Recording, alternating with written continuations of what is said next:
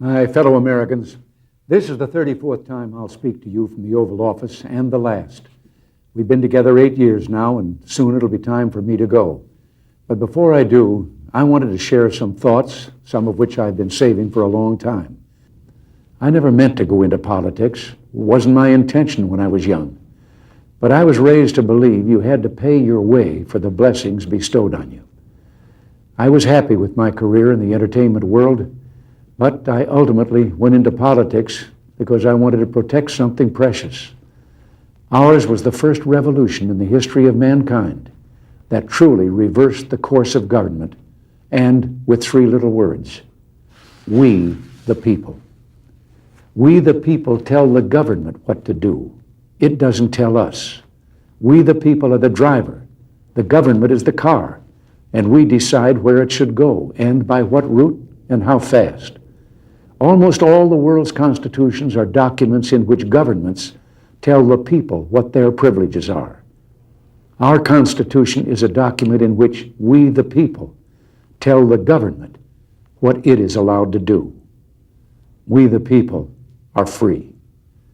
This belief has been the underlying basis for everything I've tried to do these past 8 years. But back in the 1960s, when I began, it seemed to me that we'd begun reversing the order of things, that through more and more rules and regulations and confiscatory taxes, the government was taking more of our money, more of our options, and more of our freedom. I went into politics in part to put up my hand and say, stop. I was a citizen politician, and it seemed the right thing for a citizen to do. I think we have stopped a lot of what needed stopping. And I hope we have once again reminded people that man is not free unless government is limited.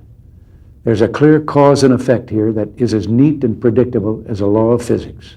As government expands, liberty contracts. I've been asked if I have any regrets. Well, I do. The deficit is one. I've been talking a great deal about that lately, but tonight isn't for arguments, and I'm going to hold my tongue. But in observation, I've had my share of victories in the Congress, but what few people noticed is that I never won anything you didn't win for me. They never saw my troops. They never saw Reagan's regiments, the American people. You won every battle with every call you made and letter you wrote demanding action. Finally, there is a great tradition of warnings in presidential farewells, and I've got one that's been on my mind for some time. But oddly enough, it starts with one of the things I'm proudest of in the past 8 years, the resurgence of national pride that I called the new patriotism. This national feeling is good, but it won't count for much, and it won't last unless it's grounded in thoughtfulness and knowledge. An informed patriotism is what we want. And are we doing a good enough job teaching our children what America is and what she represents in the long history of the world? Those of us who are over 35 or so years of age grew up in a different America. We were taught very directly what it means to be an American. And we absorbed almost in the air a love of country and an appreciation of its institutions. If you didn't get these things from your family, you got them from the neighborhood, from the father down the street who fought in Korea, or the family who lost someone at Anzio. Or you could get a sense of patriotism from school. And if all else failed, you could get a sense of patriotism from the popular culture. The movies celebrated democratic values and implicitly reinforced the idea that America was special. TV was like that too, through the mid-60s. But now we're about to enter the 90s, and some things have changed. Younger parents aren't sure that an unambivalent appreciation of America is the right thing to teach modern children. And as for those who create the popular culture, well-grounded patriotism is no longer the style. Our spirit is back, but we haven't reinstitutionalized it. We've got to do a better job of getting across that America is freedom. Freedom of speech, freedom of religion, freedom of enterprise, and freedom is special and rare. It's fragile. It needs production. So we've got to teach history based not on what's in fashion, but what's important. why the Pilgrims came here, who Jimmy Doolittle was, and what those 30 seconds over Tokyo meant. If we forget what we did, we won't know who we are. I'm warning of an eradication of the American memory that could result ultimately in an erosion of the American spirit. Let's start with some basics. More attention to American history and a greater emphasis on civic ritual. And let me offer lesson number 1 about America. All great change in America begins at the dinner table. So tomorrow night in the kitchen, I hope the talking begins.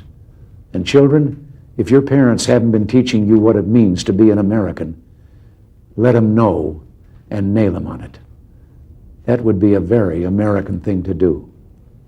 And that's about all I have to say tonight, except for one thing. The past few days when I've been at that window upstairs, I've thought a bit of the shining city upon a hill. The phrase comes from John Winthrop, who wrote it to describe the America he imagined. What he imagined was important because he was an early pilgrim. And like the other pilgrims, he was looking for a home that would be free.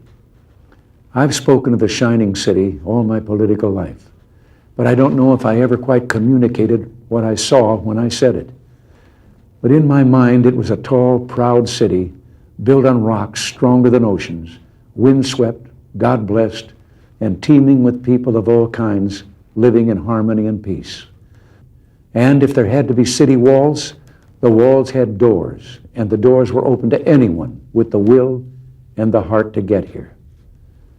That's how I saw it and see it still. And how stands the city on this winter night? More prosperous, more secure, and happier than it was 8 years ago.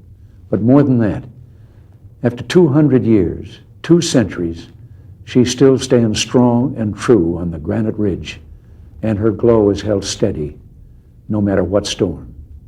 And she's still a beacon, still a magnet for all who must have freedom, for all the pilgrims from all the lost places who are hurtling through the darkness toward home. We've done our part, and as I walk off into the city streets, a final word to the men and women of the Reagan Revolution, the men and women across America who for 8 years did the work that brought America back. My friends, we did it. We weren't just marking time. We made a difference. We made the city stronger. We made the city freer. And we left her in good hands. All in all, not bad. Not bad at all. And so, goodbye. God bless you. And God bless the United States of America.